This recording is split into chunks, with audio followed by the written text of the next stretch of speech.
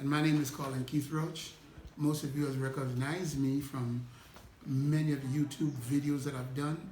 African Tigress, which is the most famous one. Go Black to Africa and Uhuru. There are some others too, but I've been on YouTube channels about 6 or 7 times.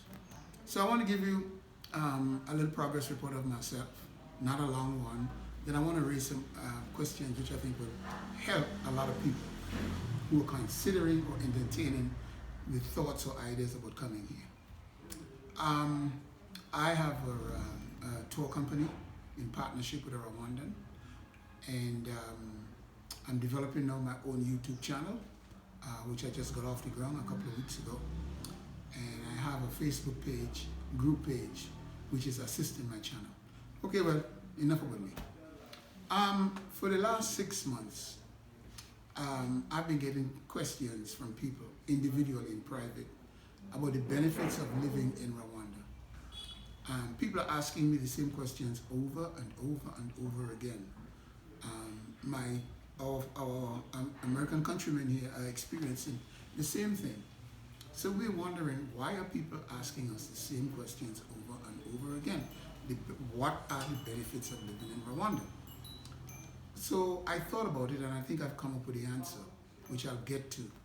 But before that, I've dutifully put together a series of things, a list of things which I think would interest most people. Number one, and I'll go over them one at a time. Number one, this place is as stress-free as you can make it, especially if you're an older person and your income is set and so forth. Number two, no one judges you here by the color of your skin. We all look the same way. Number three, no one have any negative perceptions of you until you display negative behavior. Number four, the climate here is wonderful. You're in the middle of Africa, but you're not in a humid place. It is cool and comfortable here most of the time. The climate here is much more friendly than in Los Angeles or any place else in America. Number five, this is a very young country. Most people here are under 35 years old. 80% of the people I think are under 35, if I'm not mistaken. So you're in a sea of youthful energy here. Number six, there's very, very little crime here. This place is clean and safe.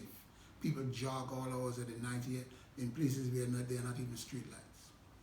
Number seven, the housing here is affordable and most of it is new. That's a question people have been asking me all the time.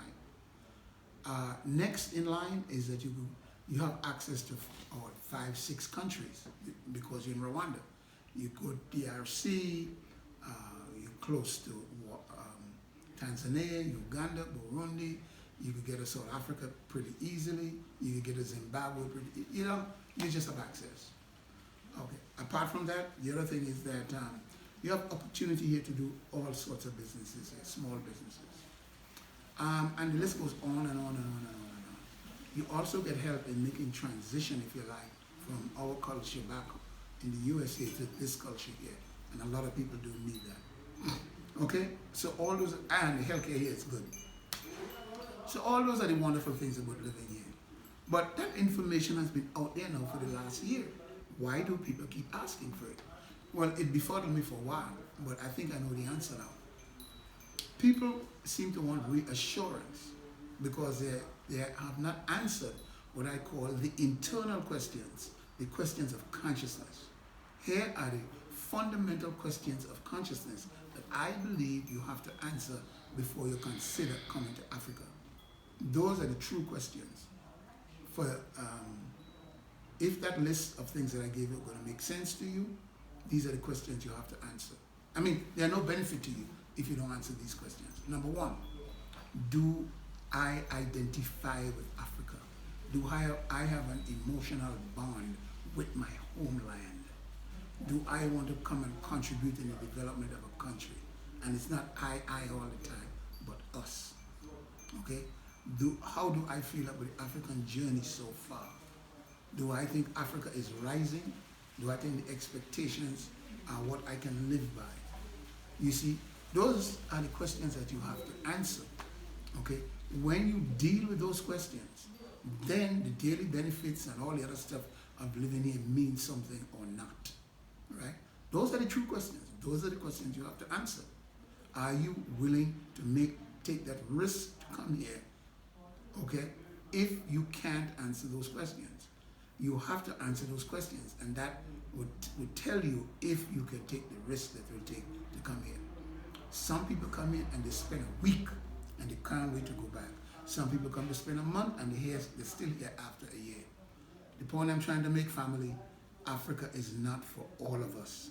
Africa is good for a vacation for some of us.